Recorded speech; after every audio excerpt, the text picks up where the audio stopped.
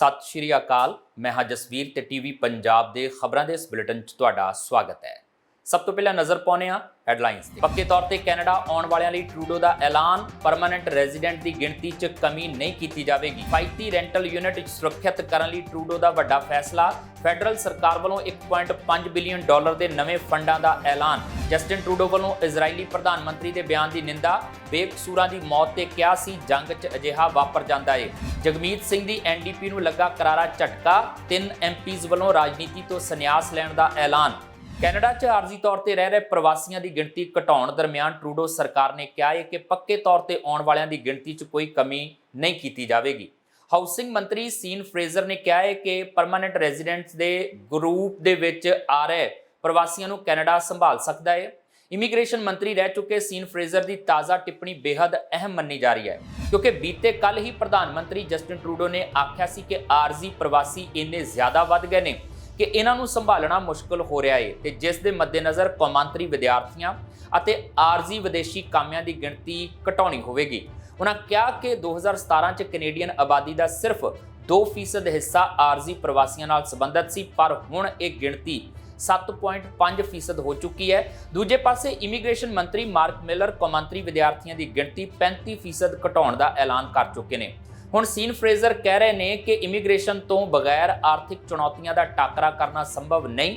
Scene Fraser ਨੇ ਮੰਨਿਆ ਕਿ ਆਰਜ਼ੀ ਪ੍ਰਵਾਸੀਆਂ ਦੀ ਗਿਣਤੀ ਵਧਣ ਕਾਰਨ ਸਮੱਸਿਆਵਾਂ ਆ ਰਹੀਆਂ ਨੇ, ਪਰ ਇਹਨਾਂ ਦੀ ਗਿਣਤੀ ਕਿਸੇ ਯੋਜਨਾ ਤਹਿਤ ਨਹੀਂ ਵਧਾਈ ਗਈ।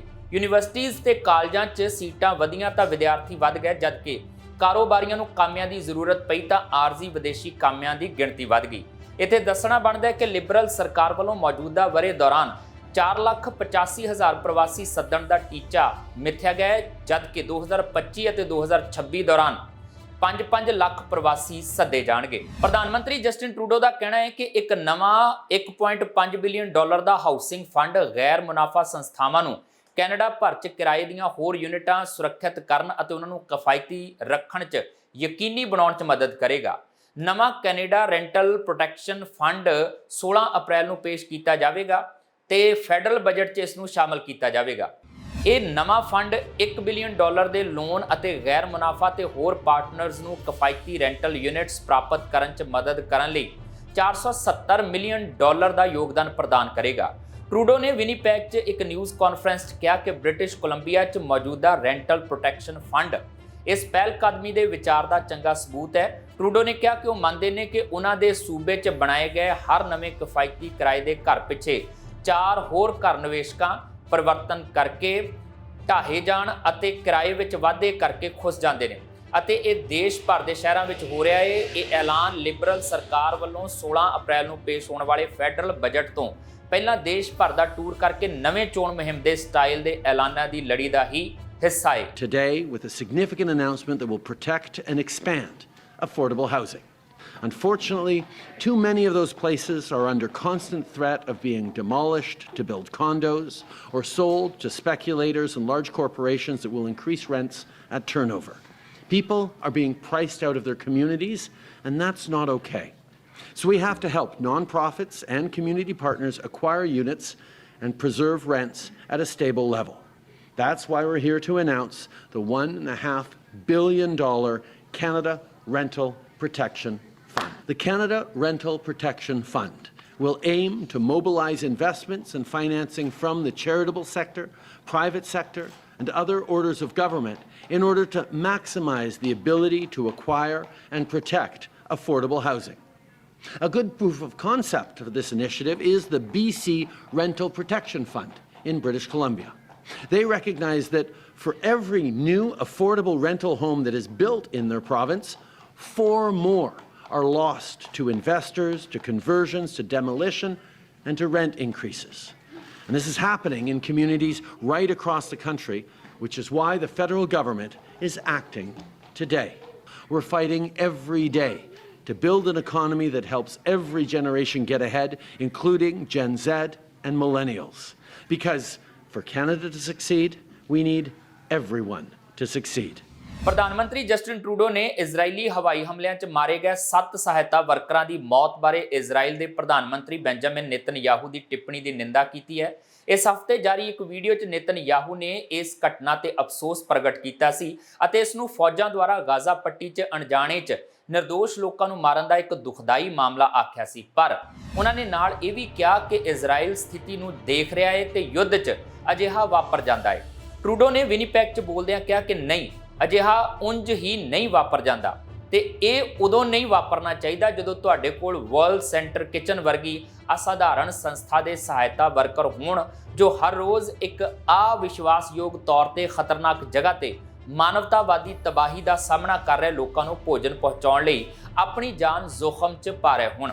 ਇਜ਼ਰਾਈਲੀ ਹਮਲੇ 'ਚ ਮਾਰੇ ਗਏ 7 ਜੀਆਂ ਵਿੱਚੋਂ ਇੱਕ 33 ਸਾਲ ਦਾ ਸਾਬਕਾ ਕੈਨੇਡੀਅਨ ਫੌਜੀ ਜੈਕਬ ਫਲਿੰਕਿੰਗਰ ਵੀ ਹੈ। ਇਸ ਘਟਨਾ ਦੀ ਦੁਨੀਆ ਭਰ 'ਚ ਨਿੰਦਾ ਹੋ ਰਹੀ ਹੈ। ਅਮਰੀਕੀ ਰਾਸ਼ਟਰਪਤੀ ਜੋ ਬਾਈਡਨ ਨੇ ਕਿਹਾ ਹੈ ਕਿ ਉਹ ਇਜ਼ਰਾਈਲ ਵੱਲੋਂ ਕੀਤੀਆਂ ਹੱਤਿਆਵਾਂ ਤੋਂ ਨਾਰਾਜ਼ ਅਤੇ ਗਮਗੀਨ ਨੇ। ਟਰੂਡੋ ਨੇ ਇਜ਼ਰਾਈਲ ਦੇ ਹਵਾਈ ਹਮਲੇ ਦੀ ਜਾਂਚ ਦੀ ਮੰਗ ਕੀਤੀ ਹੈ। ਵਰਲਡ ਸੈਂਟਰਲ ਕਿਚਨ ਨੇ ਇਸ ਮਾਮਲੇ ਦੀ ਇਜ਼ਰਾਈਲ ਵੱਲੋਂ ਨਹੀਂ ਸਗੋਂ ਕਿਸੇ ਤੀਜੀ ਧਿਰ ਵੱਲੋਂ ਜਾਂਚ ਕਰਵਾਉਣ ਦੀ ਮੰਗ ਕੀਤੀ ਹੈ।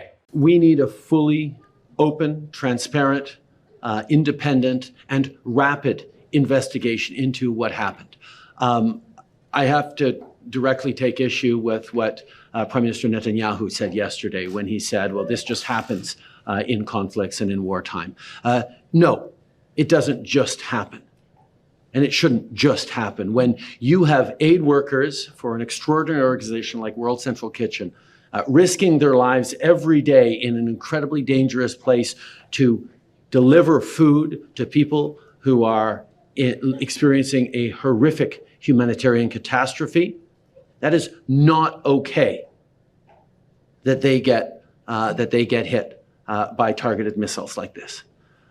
The reality is we need much more humanitarian support to flow into Gaza, much more protection of civilians, of innocents, and of aid workers.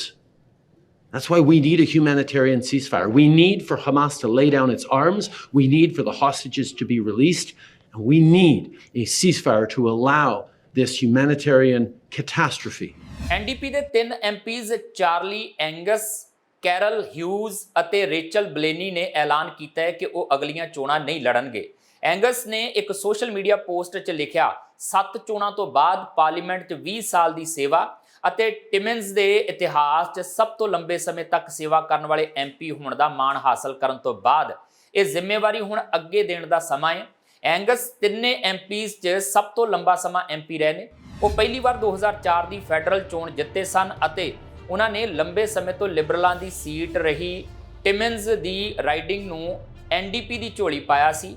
61 ਸਾਲ ਦੇ ਐਗਨਸ ਇੱਕ ਨਾਮੀ ਰੌਕ ਗਾਇਕ ਵੀ ਰਹੇ ਨੇ ਅਤੇ ਉਹ ਟੋਰਾਂਟੋ 'ਚ ਇੱਕ ਕਮਿਊਨਿਟੀ ਕਾਰਕੁਨ ਵਜੋਂ ਵੀ ਵਿਚਰਦੇ ਰਹੇ ਨੇ।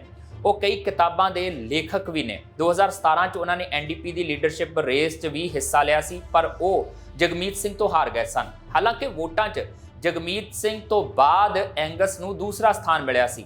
ਐਂਗਸ ਨੇ ਰਾਜਨੀਤੀ ਨੂੰ ਅਲਵਿਦਾ ਕਹਿਣ ਦੇ ਕਾਰਨਾਂ ਵਿੱਚ ਖਾਸ ਤੌਰ ਤੇ ਟਿਮਨਸ ਜੇਮਸ ਬੇ ਰਾਈਡਿੰਗ ਦੇ ਦਾਇਰੇ ਦੇ ਵਿੱਚ 20,000 ਵਰਗ ਕਿਲੋਮੀਟਰ ਦੇ ਨਵੇਂ ਸ਼ਹਿਰਾਂ ਨੂੰ ਸ਼ਾਮਲ ਕੀਤੇ ਜਾਣ ਦਾ ਜ਼ਿਕਰ ਕੀਤਾ।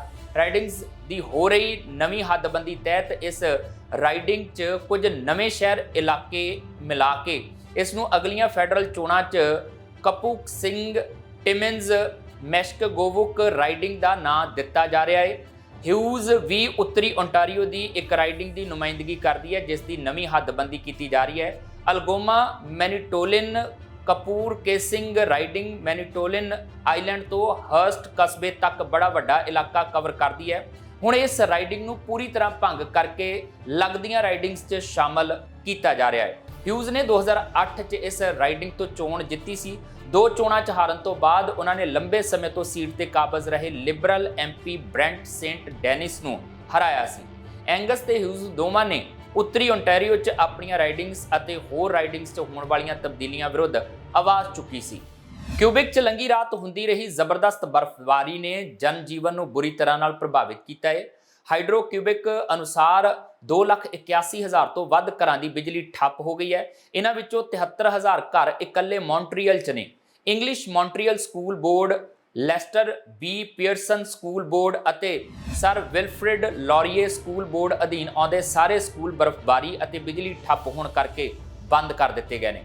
ਇਸ ਤੋਂ ਇਲਾਵਾ ਮੌਂਟਰੀਅਲ ਦੇ ਫ੍ਰੈਂਚ ਸਕੂਲ ਸਰਵਿਸ ਸੈਂਟਰ ਵੀ ਬੰਦ ਕੀਤੇ ਗਏ ਨੇ। ਸਵੇਰ ਤੱਕ ਦੀ ਜਾਣਕਾਰੀ ਅਨੁਸਾਰ Hydro Quebec 971 power outage ਨਾਲ ਨਜਿੱਠ ਰਿਹਾ ਹੈ, ਜਿਸ ਵਿੱਚ 2,81,116 ਘਰ ਪ੍ਰਭਾਵਿਤ ਨੇ। ਲੌਰੈਂਸ਼ੀਅਨਜ਼ ਇਲਾਕੇ 'ਚ 86,000 ਅਤੇ ਮੈਂਟੇਗਰੀ ਇਲਾਕੇ ਦੇ ਵਿੱਚ 41,000 ਘਰਾਂ ਦੀ ਬਿਜਲੀ ਠੱਪ ਹੋ ਗਈ ਹੈ। ਓਟਾਇਓ, ਲਵੇਲ ਅਤੇ ਲਨੌਡੀਏ 'ਚ ਵੀ ਹਜ਼ਾਰਾਂ ਲੋਕ ਬਿਜਲੀ ਠੱਪ ਹੋਣ ਕਰਕੇ ਪ੍ਰਭਾਵਿਤ ਨੇ। ਭਾਰੀ ਬਰਫ਼ਬਾਰੀ ਅਤੇ 70 ਕਿਲੋਮੀਟਰ ਪ੍ਰਤੀ ਘੰਟਾ ਦੀ ਰਫ਼ਤਾਰ ਨਾਲ ਚੱਲਦੀਆਂ ਹਵਾਵਾਂ ਕਰਕੇ ਦਰਖਤਾਂ ਤੇ ਵੀ ਬਰਫ਼ ਇਕੱਠੀ ਹੋ ਗਈ ਹੈ, ਜਿਸ ਕਰਕੇ ਦਰਖਤਾਂ ਦੀਆਂ ਸ਼ਾਖਾਵਾਂ ਵੀ ਟੁੱਟ ਕੇ ਬਿਜਲੀ ਦੀਆਂ ਤਾਰਾਂ ਉੱਤੇ ਡਿੱਗ ਪਈਆਂ ਨੇ। ਹਾਈਡਰੋਕਿਊਬਿਕ ਅਨੁਸਾਰ ਉਸ ਦੇ ਕਰੀਬ 1000 ਮੁਲਾਜ਼ਮ ਬਿਜਲੀ ਬਹਾਲੀ ਤੇ ਕਾਰਜਾਂ ਵਿੱਚ ਜੁਟੇ ਹੋਏ ਨੇ, ਪਰ ਬਿਜਲੀ ਸੇਵਾਵਾਂ ਕਦੋਂ ਬਹਾਲ ਹੋਣਗੀਆਂ ਇਸ ਬਾਰੇ ਕੋਈ ਸਟੀਕ ਅਨੁਮਾਨ ਨਹੀਂ ਦਿੱਤਾ ਗਿਆ। ਕੈਨੇਡਾ 'ਚ ਸਥਾਈ ਨਿਵਾਸ ਦਾ ਸੁਪਨਾ ਮਹਿੰਗਾ ਹੋਣ ਵਾਲਾ ਹੈ, ਕਿਉਂਕਿ ਇਮੀਗ੍ਰੇਸ਼ਨ, ਰਿਫਿਊਜੀਜ਼ ਅਤੇ ਸਿਟੀਜ਼ਨਸ਼ਿਪ ਕੈਨੇਡਾ ਨੇ ਅਗਲੇ ਮਹੀਨੇ ਤੋਂ ਕੁਝ ਬਿਨੇਕਾਰਾਂ ਲਈ ਫੀਸਾਂ 'ਚ ਵਾਧੇ ਦਾ ਐਲਾਨ ਕੀਤਾ ਹੈ। ਟਾਈਮਜ਼ ਆਫ ਇੰਡੀਆ ਦੀ ਇੱਕ ਰਿਪੋਰਟ ਅਨੁਸਾਰ ਨਵੀਆਂ ਦਰਾਂ 30 ਅਪ੍ਰੈਲ ਨੂੰ ਲਾਗੂ ਹੋਣਗੀਆਂ। ਇਹ ਦੇਸ਼ ਦੇ ਇਮੀਗ੍ਰੈਂਟ ਅਤੇ ਰਿਫਿਊਜੀ ਪ੍ਰੋਟੈਕਸ਼ਨ ਰੈਗੂਲੇਸ਼ਨ ਤੇ ਆਧਾਰਿਤ ਨੇ, ਜਿਸ ਦੀ ਗਣਨਾ ਕੈਨੇਡਾ ਦੇ ਖਪਤਕਾਰ ਮੁੱਲ ਸੂਚਕਾਂਕ ਨੂੰ ਧਿਆਨ 'ਚ ਰੱਖ ਕੇ ਕੀਤੀ ਜਾਂਦੀ ਹੈ। ਰਿਪੋਰਟ ਮੁਤਾਬਕ ਇਹ ਫੀਸ ਅਪ੍ਰੈਲ 2024 ਤੋਂ ਮਾਰਚ 2026 ਦਰਮਿਆਨ ਲਾਗੂ ਹੋਵੇਗੀ। ਰਿਪੋਰਟ ਦੇ ਅਨੁਸਾਰ ਕੈਨੇਡੀਅਨ ਸਰਕਾਰ ਨੇ 30 ਮਾਰਚ ਨੂੰ ਜਾਰੀ ਇੱਕ ਗਜ਼ਟ ਨੋਟੀਫਿਕੇਸ਼ਨ 'ਚ ਇਸ ਮਹੀਨੇ ਦੇ ਅੰਤ ਤੱਕ ਲਾਗੂ ਹੋਣ ਵਾਲੀ ਸਥਾਈ ਨਿਵਾਸ ਫੀਸ 'ਚ ਲਗਭਗ 12% ਵਾਧੇ ਦਾ ਐਲਾਨ ਕੀਤਾ ਹੈ। ਸਥਾਈ ਨਿਵਾਸ ਅਰਜ਼ੀ ਦੀ ਫੀਸ 515 ਕੈਨੇਡੀਅਨ ਡਾਲਰ ਤੋਂ ਵੱਧ ਕੇ 575 ਕੈਨੇਡੀਅਨ ਡਾਲਰ ਹੋ ਜਾਵੇਗੀ, ਜਦਕਿ ਸੰਘੀ ਹੁਨਰਮੰਦ ਕਾਮਿਆਂ ਅਤੇ ਕਿਊਬਿਕ ਹੁਨਰਮੰਦ ਕਾਮਿਆਂ ਲਈ ਅਰਜ਼ੀ ਦੀ ਲਾਗਤ 950 ਕੈਨੇਡੀਅਨ ਡਾਲਰ ਤੱਕ ਵੱਧ ਜਾਵੇਗੀ। ਰਿਪੋਰਟ ਦੇ ਅਨੁਸਾਰ 2022 ਚ ਸਥਾਈ ਨਿਵਾਸ ਪ੍ਰੋਗਰਾਮ ਦੇ ਤਹਿਤ 1,18,000 ਤੋਂ ਵੱਧ ਭਾਰਤੀ ਕੈਨੇਡਾ 'ਚ ਸੈਟਲ ਹੋਏ, ਜੋ ਕੁੱਲ ਨਵੇਂ ਨਿਵਾਸੀਆਂ ਦਾ ਲਗਭਗ 27% ਹੈ।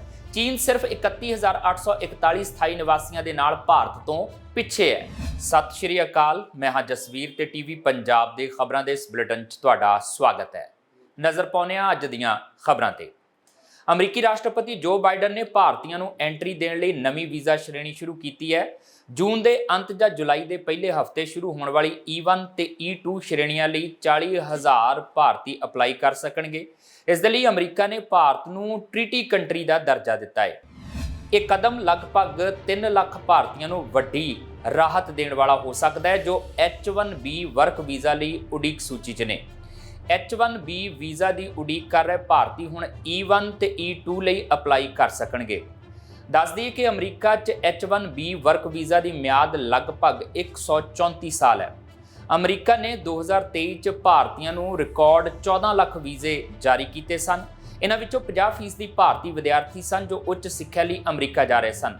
E1 ਵੀਜ਼ਾ ਸ਼੍ਰੇਣੀ 'ਚ ਬਿਨੇਕਾਰ ਨੂੰ ਇੱਕ ਸੰਪत्ति ਮੰਨਿਆ ਜਾਵੇਗਾ। ਨਿਵੇਸ਼ਕ, ਕਾਰਜਕਾਰੀ, ਸੁਪਰਵਾਈਜ਼ਰ ਅਤੇ ਕਿਸੇ ਵੀ ਹੋਰ ਹੁਨਰਮੰਦ ਕਾਮਿਆਂ ਦੀ ਸੰਪत्ति ਵਜੋਂ ਕਦਰ ਕੀਤੀ ਜਾਵੇਗੀ। ਇਮੀਗ੍ਰੇਸ਼ਨ ਵਿਭਾਗ ਹਰੇਕ ਬਿਨੇਕਾਰ ਦੇ ਰਿਕਾਰਡ ਨੂੰ ਦੇਖ ਕੇ ਅਰਥ ਵਿਵਸਥਾ 'ਚ ਯੋਗਦਾਨ ਨੂੰ ਨਿਰਧਾਰਤ ਕਰੇਗਾ। E2 ਸ਼੍ਰੇਣੀ 'ਚ ਬਿਨੇਕਾਰ ਨੂੰ ਆਪਣੇ ਮੂਲ ਦੇਸ਼ 'ਚ ਨਿਵੇਸ਼ ਦਾ ਐਲਾਨ ਕਰਨਾ ਹੋਵੇਗਾ। ਉਦਾਹਰਣ ਵਜੋਂ E2 ਸ਼੍ਰੇਣੀ ਦਾ ਬਿਨੇਕਾਰ ਇਹ ਦੱਸੇਗਾ ਕਿ ਉਹ ਭਾਰਤ 'ਚ ਆਪਣੇ ਕਾਰੋਬਾਰ ਦੇ 50% ਦੇ ਬਰਾਬਰ ਅਮਰੀਕਾ 'ਚ ਵੀ ਨਿਵੇਸ਼ ਕਰੇਗਾ। ਦੋਵਾਂ ਸ਼੍ਰੇਣੀਆਂ 'ਚ ਵੀਜ਼ਾ ਮਿਲਣ ਤੇ ਬਿਨੇਕਾਰ ਆਪਣੇ ਪਰਿਵਾਰ ਨੂੰ ਅਮਰੀਕਾ ਲਿਆ ਸਕੇਗਾ। ਭਾਰਤੀ ਪੇਸ਼ੇਵਰ ਅਮਰੀਕਾ ਦੇ ਸੇਵਾ ਖੇਤਰ 'ਚ ਲਗਭਗ 2.65 ਲੱਖ ਕਰੋੜ ਰੁਪਏ ਦਾ ਯੋਗਦਾਨ ਪਾਉਂਦੇ ਨੇ। ਅਮਰੀਕਾ ਨੇ 2024 ਤੱਕ 3 ਲੱਖ ਕਰੋੜ ਰੁਪਏ ਦਾ ਟੀਚਾ ਰੱਖਿਆ ਹੈ। ਪਿਛਲੇ ਸਾਲ ਆਪਣੀ ਅਮਰੀਕਾ ਫੇਰੀ ਦੌਰਾਨ ਪ੍ਰਧਾਨ ਮੰਤਰੀ ਮੋਦੀ ਨੇ ਰਾਸ਼ਟਰਪਤੀ ਬਾਈਡਨ ਨੂੰ ਸੰਧੀ ਦੇਸ਼ ਦਾ ਦਰਜਾ ਦੇਣ ਦਾ ਮੁੱਦਾ ਉਠਾਇਆ ਸੀ। ਬਾਈਡਨ ਨੇ ਇਸ ਨੂੰ ਮਨਜ਼ੂਰੀ ਪ੍ਰਦਾਨ ਕਰਕੇ ਸੰਭਾਵਨਾ ਜਤਾਈ ਹੈ ਕਿ ਵੀਜ਼ਾ ਬੈਕਲੌਗ ਇਸ ਨਾਲ ਘੱਟ ਹੋਵੇਗਾ। ਅਮਰੀਕਾ ਨੇ ਅੱਜ ਕਿਹਾ ਹੈ ਕਿ ਉਸਨੇ ਭਾਰਤ ਨੂੰ ਰੂਸੀ ਕੱਚੇ ਤੇਲ ਦੀ ਦਰਾਮਦ ਘਟਾਉਣ ਲਈ ਨਹੀਂ ਕਿਹਾ। ਉਹਨਾਂ ਕਿਹਾ ਕਿ G7 ਦੇਸ਼ਾਂ ਵੱਲੋਂ ਰੂਸ ਤੋਂ ਤੇਲ ਖਰੀਦਣ ਤੇ ਲਗਾਈ ਕੀਮਤ ਹੱਦ ਦਾ ਮਕਸਦ ਮਾਸਕੋ ਨੂੰ ਘੱਟ ਕੀਮਤਾਂ ਤੇ ਪੈਟਰੋਲੀਅਮ ਪਦਾਰਥ ਵੇਚਣ ਲਈ ਮਜਬੂਰ ਕਰਨਾ ਸੀ, ਤਾਂ ਜੋ ਯੂਕਰੇਨ 'ਚ ਯੁੱਧ ਲਈ ਉਸ ਦੀ ਵਿੱਤੀ ਸਮਰੱਥਾ ਨੂੰ ਸੱਟ ਮਾਰੀ ਜਾ ਸਕੇ। ਆਰਥਿਕ ਨੀਤੀ ਨਾਲ ਜੁੜੇ ਅਮਰੀਕਾ ਦੇ ਸਹਾਇਕ ਵਿਦੇਸ਼ ਮੰਤਰੀ ਐਰਿਕ ਵੌਨ ਨੋਸਟਰੈਂਡ ਨੇ ਅਨੰਤਾ ਕੇਂਦਰ 'ਚ ਚਰਚਾ ਦੌਰਾਨ ਇਹ ਗੱਲ ਕਹੀ।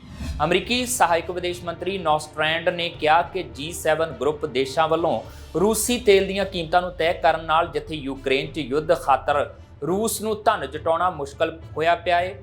ਉੱਥੇ ਹੀ ਯੂਰਪ ਦੇ ਉੱਭਰਦੇ ਬਾਜ਼ਾਰਾਂ 'ਚ ਊਰਜਾ ਦੀ ਸਪਲਾਈ ਨੂੰ ਸਥਿਰ ਬਣਾਉਣ 'ਚ ਵੀ ਮਦਦ ਮਿਲੀ ਹੈ। ਅਮਰੀਕੀ ਅਧਿਕਾਰੀ ਨੇ ਕਿਹਾ ਭਾਰਤ ਵਰਗੇ ਉੱਭਰਦੇ ਬਾਜ਼ਾਰਾਂ ਨੂੰ ਆਲਮੀ ਬਾਜ਼ਾਰਾਂ ਦੇ ਮੁਕਾਬਲੇ ਘੱਟ ਕੀਮਤ ਤੇ ਉਪਲਬਧ ਰੂਸੀ ਤੇਲ ਕਾਰਨ ਫਾਇਦਾ ਹੋਇਆ ਹੈ। ਇਸ ਤੋਂ ਪਹਿਲਾਂ ਅਮਰੀਕਾ ਵਿੱਤ ਮੰਤਰਾਲੇ ਨੇ ਬਿਆਨ ਵਿੱਚ ਕਿਹਾ ਸੀ ਕਿ ਅੱਤਵਾਦ ਨੂੰ ਫੰਡਿੰਗ ਰੋਕਣ ਸੰਬੰਧੀ ਕਾਰਜਕਾਰੀ ਸਹਾਇਕ ਸਕੱਤਰ ਅੰਨਾ ਮੋਰਿਸ ਅਤੇ ਆਰਥਿਕ ਨੀਤੀ ਨਾਲ ਜੁੜੇ ਸਹਾਇਕ ਸਕੱਤਰ ਐਰਨ ਵੌਨ ਨੋਸਟ੍ਰੈਂਡ 2 ਤੋਂ 5 ਅਪ੍ਰੈਲ ਤੱਕ ਨਵੀਂ ਦਿੱਲੀ ਤੇ ਮੁੰਬਈ ਦੇ ਦੌਰੇ ਤੇ ਨੇ। ਉਹ ਸਰਕਾਰੀ ਤੇ ਨਿੱਜੀ ਖੇਤਰ ਦੇ ਆਪਣੇ ਹਮਰੁਤਬਾ ਨਾਲ ਗੱਲਬਾਤ ਕਰ ਰਹੇ ਨੇ। ਸੋਨੇ ਦੀ ਕੀਮਤ ਲਗਾਤਾਰ ਉਚਾਈ ਦੇ ਨਵੇਂ ਰਿਕਾਰਡ ਬਣਾ ਰਹੀ ਹੈ। ਕੌਮਾਂਤਰੀ ਬਾਜ਼ਾਰ 'ਚ ਸੋਨੇ ਦੀ ਕੀਮਤ 4 ਅਪ੍ਰੈਲ ਨੂੰ ਪਹਿਲੀ ਵਾਰ $2,300 ਪ੍ਰਤੀ ਔਂਸ ਨੂੰ ਪਾਰ ਕਰ ਗਈ ਸੀ। ਅਜਿਹਾ ਇਸ ਲਈ ਹੈ ਕਿਉਂਕਿ ਅਮਰੀਕਾ 'ਚ ਵਿਆਜ ਦਰਾਂ ਘਟਣ ਦਾ ਅਨੁਮਾਨ ਹੈ। ਮੰਨਿਆ ਜਾ ਰਿਹਾ ਕਿ ਅਮਰੀਕਾ ਦਾ ਕੇਂਦਰੀ ਬੈਂਕ ਫੈਡਰਲ ਰਿਜ਼ਰਵ ਇਸ ਸਾਲ ਵਿਆਜ ਦਰਾਂ 'ਚ ਕਮੀ ਕਰੇਗਾ। ਦੂਜੇ ਪਾਸੇ ਦੁਨੀਆ ਭਰ ਦੀ ਕੇਂਦਰੀ ਬੈਂਕਾਂ ਤੋਂ ਸੋਨੇ ਦੀ ਮਜ਼ਬੂਤੀ ਮੰਗ ਬਣੇ ਰਹਿਣ ਦੀ ਉਮੀਦ ਹੈ। ਇਸ ਦਾ ਅਸਰ ਸੋਨੇ ਦੀਆਂ ਕੀਮਤਾਂ ਤੇ ਦਿਖ ਰਿਹਾ ਹੈ। 4 ਅਪ੍ਰੈਲ ਨੂੰ ਪਹਿਲੀ ਵਾਰ ਸੋਨਾ $2,304.96 ਪ੍ਰਤੀ ਔਂਸ ਤੇ ਪਹੁੰਚ ਗਿਆ। ਫੈਡਰਲ ਰਿਜ਼ਰਵ ਦੇ ਚੇਅਰਮੈਨ ਜੇਰੋਮ ਪਾਵੇਲ ਨੇ 3 ਅਪ੍ਰੈਲ ਨੂੰ ਇਹ ਸੰਕੇਤ ਦਿੱਤਾ ਕਿ ਇਸ ਸਾਲ ਲੋਨ ਸਸਤਾ ਹੋਣ ਦਾ ਸਿਲਸਿਲਾ ਸ਼ੁਰੂ ਹੋ ਸਕਦਾ ਹੈ। ਸੋਨੇ ਦੇ ਨਾਲ-ਨਾਲ ਚਾਂਦੀ ਵਿੱਚ ਵੀ ਤੇਜ਼ੀ ਹੈ। ਇਸ ਦੀ ਕੀਮਤ 3 ਸਾਲਾਂ 'ਚ ਸਭ ਤੋਂ ਉੱਚੇ ਪੱਧਰ ਤੇ ਪਹੁੰਚ ਗਈ ਹੈ। ਵਿਆਜ ਦਰਾਂ 'ਚ ਪੋਜ਼ਿਟਿਵ ਅਸਰ ਸੋਨੇ ਅਤੇ ਚਾਂਦੀ ਦੀਆਂ ਕੀਮਤਾਂ ਤੇ ਪੈਂਦਾ ਹੈ। ਸੋਨੇ ਦੀਆਂ ਕੀਮਤਾਂ 'ਚ ਇਸ ਸਾਲ ਫਰਵਰੀ ਤੋਂ ਹੀ ਤੇਜ਼ੀ ਦਾ ਰੁਖ ਹੈ। ਇਸ ਹਫ਼ਤੇ ਸੋਨੇ ਨੇ ਰੋਜ਼ਾਨਾ ਉਚਾਈ ਦੇ ਨਵੇਂ ਰਿਕਾਰਡ ਬਣਾਏ ਨੇ। ਅਮਰੀਕੀ ਕੰਪਨੀ JP Morgan ਦੇ ਸਾਬਕਾ ਵਿਸ਼ਲੇਸ਼ਕ ਨੂੰ 2 ਅਰਬ ਰੁਪਏ ਦਾ ਮੁਆਵਜ਼ਾ ਦਿੱਤਾ ਗਿਆ ਹੈ। ਨਿਊਯਾਰਕ ਪੋਸਟ ਦੀ ਰਿਪੋਰਟ ਮੁਤਾਬਕ 2015 'ਚ ਇੱਕ ਬਿਲਡਿੰਗ ਦਾ ਕੱਚ ਦਾ ਦਰਵਾਜ਼ਾ ਉਸ ਤੇ ਡਿੱਗ ਪਿਆ ਸੀ। ਇਸ ਹਾਦਸੇ ਨੇ ਉਸ ਦੇ ਦਿਮਾਗ ਨੂੰ ਬਹੁਤ ਨੁਕਸਾਨ ਪਹੁੰਚਾਇਆ, ਜਿਸ ਤੋਂ ਬਾਅਦ ਉਸ ਨੂੰ ਨੌਕਰੀ ਤੋਂ ਵੀ ਹੱਥ ਧੋਣਾ ਪਿਆ। ਇਹ ਘਟਨਾ 2015 'ਚ ਵਾਪਰੀ ਜਦੋਂ ਉਹ 36 ਸਾਲਾ ਮੇਗਨ ਬਰਾਊਨ ਮੈਨਹਟਨ 'ਚ ਇੱਕ ਫਿਜ਼ੀਕਲ ਥੈਰੇਪੀ ਲੈ ਕੇ ਵਾਪਸ ਆ ਰਹੀ ਸੀ। ਇਸ ਘਟਨਾ ਦੀ ਵੀਡੀਓ ਉਸ ਸਮੇਂ ਸੋਸ਼ਲ ਮੀਡੀਆ ਤੇ ਵਾਇਰਲ ਹੋਈ ਸੀ, ਜਿਸ 'ਚ 7.5 ਫੁੱਟ ਉੱਚਾ ਲੌਬੀ ਦਾ ਦਰਵਾਜ਼ਾ ਮੇਗਨ ਬਰਾਊਨ ਤੇ ਡਿੱਗਦਾ ਨਜ਼ਰ ਆ ਰਿਹਾ ਹੈ। ਮੁਕੱਦਮੇ ਦੇ ਦੌਰਾਨ ਮੇਗਨ ਬਰਾਊਨ ਨੇ ਮੈਨਹਟਨ ਸੁਪਰੀਮ ਕੋਰਟ ਨੂੰ ਕਿਹਾ, ਮੈਨੂੰ ਯਾਦ ਹੈ ਕਿ ਲੌਬੀ ਮੇਰੇ ਕੋਲ ਹਰ ਥਾਂ ਟੁੱਟੇ ਹੋਏ ਸ਼ੀਸ਼ੇ ਹੀ ਸ਼ੀਸ਼ੇ ਸਨ। ਮੈਨੂੰ ਉਹ ਪਲ ਯਾਦ ਨਹੀਂ ਜਦੋਂ ਦਰਵਾਜ਼ਾ ਮੇਰੇ ਤੇ ਟੁੱਟ ਕੇ ਡਿੱਗਿਆ। ਮੈਨੂੰ ਇਸ ਤੋਂ ਜ਼ਿਆਦਾ ਯਾਦ ਨਹੀਂ ਹੈ। ਮੈਨੂੰ ਸਿਰਫ ਇੰਨਾ ਯਾਦ ਹੈ ਕਿ ਮੈਂ ਅੰਦਰ ਸੀ ਤੇ ਫਰਸ਼ ਤੇ ਲੋਕ ਉਸ ਸਮੇਂ ਮੇਰੀ ਮਦਦ ਕਰ ਰਹੇ ਸਨ। ਇਸ ਘਟਨਾ ਕਾਰਨ ਉਸ ਨੂੰ ਦਿਮਾਗੀ ਸੱਟ ਲੱਗੀ। ਉਸਨੇ ਅਦਾਲਤ ਨੂੰ ਦੱਸਿਆ ਕਿ ਸੱਟਾਂ ਕਾਰਨ JP Morgan 'ਚ ਉੱਚ ਪੱਧਰੀ ਵਿਸ਼ਲੇਸ਼ਕ ਵਜੋਂ ਆਪਣੀ ਨੌਕਰੀ ਗਵਾ ਦਿੱਤੀ ਸੀ ਤੇ ਉਹ ਰੋਜ਼ਾਨਾ ਦੇ ਕੰਮ ਕਰਨ 'ਚ ਅਸਮਰੱਥ ਸੀ। ਮੇਗਨ ਬਰਾਊਨ ਨੇ ਸੱਟ ਤੋਂ ਬਾਅਦ PTSD ਉਸ ਨੂੰ ਹੋ ਗਿਆ ਸੀ, ਜਿਸ ਨਾਲ ਉਸ ਦੀ ਯਾਦਦਾਸ਼ਤ ਕਮਜ਼ੋਰ ਹੋ ਗਈ ਅਤੇ ਫੋਕਸ ਪ੍ਰਭਾਵਿਤ ਹੋਇਆ ਹੈ। ਉਸਨੇ ਅਦਾਲਤ 'ਚ ਦੱਸਿਆ ਸੀ ਕਿ ਸੱਟ ਠੀਕ ਹੋਣ ਤੋਂ ਬਾਅਦ ਉਹ ਕੰਮ ਤੇ ਪਰਤ ਆਈ ਹੈ, ਪਰ ਉਸ ਦਾ ਪ੍ਰਦਰਸ਼ਨ ਪਹਿਲਾਂ ਵਰਗਾ ਨਹੀਂ ਰਿਹਾ। 2021 'ਚ ਕੰਪਨੀ ਨੇ ਉਸ ਤੋਂ ਨੌਕਰੀ ਖੋਹ ਲਈ ਸੀ। ਇਹ ਸਨ ਹੁਣ ਤੱਕ ਦੀਆਂ ਖਬਰਾਂ ਤੇ ਇਸ ਦੇ ਨਾਲ ਹੀ ਦਿਓ ਇਜਾਜ਼ਤ ਜਸਵੀਰ ਨੂੰ। ਦੇਖਦੇ ਰਹੋ TV ਪੰਜਾਬ। ਪੱਕੇ ਤੌਰ ਤੇ ਕੈਨੇਡਾ ਆਉਣ ਵਾਲਿਆਂ ਲਈ ਟਰੂਡੋ ਦਾ ਐਲਾਨ, ਪਰਮਾਨੈਂਟ ਰੈਜ਼ੀਡੈਂਟ ਦੀ ਗਿਣਤੀ 'ਚ ਕਮੀ ਨਹੀਂ ਕੀਤੀ ਜਾਵੇਗੀ। ਕਿਫਾਇਤੀ ਰੈਂਟਲ ਯੂਨਿਟ ਸੁਰੱਖਿਅਤ ਕਰਨ ਲਈ ਟਰੂਡੋ ਦਾ ਵੱਡਾ ਫੈਸਲਾ। ਫੈਡਰਲ ਸਰਕਾਰ ਵੱਲੋਂ $1.5 ਬਿਲੀਅਨ ਦੇ ਨਵੇਂ ਫੰਡਾਂ ਦਾ ਐਲਾਨ। ਜਸਟਿਨ ਟਰੂਡੋ ਵੱਲੋਂ ਇਜ਼ਰਾਈਲੀ ਪ੍ਰਧਾਨ ਮੰਤਰੀ ਦੇ ਬਿਆਨ ਦੀ ਨਿੰਦਾ। ਬੇਕਸੂਰਾਂ ਦੀ ਮੌਤ ਤੇ ਕਿਹਾ ਸੀ ਜੰਗ 'ਚ ਅਜਿਹਾ ਵਾਪਰ ਜਾਂਦਾ ਏ। ਜਗਮੀਤ ਸਿੰਘ ਦੀ NDP ਨੂੰ ਲੱਗਾ ਕਰਾਰਾ ਝਟਕਾ। 3 MPs ਵੱਲੋਂ ਰਾਜਨੀਤੀ ਤੋਂ ਸੰਨਿਆਸ ਲੈਣ ਦਾ ਐਲਾਨ।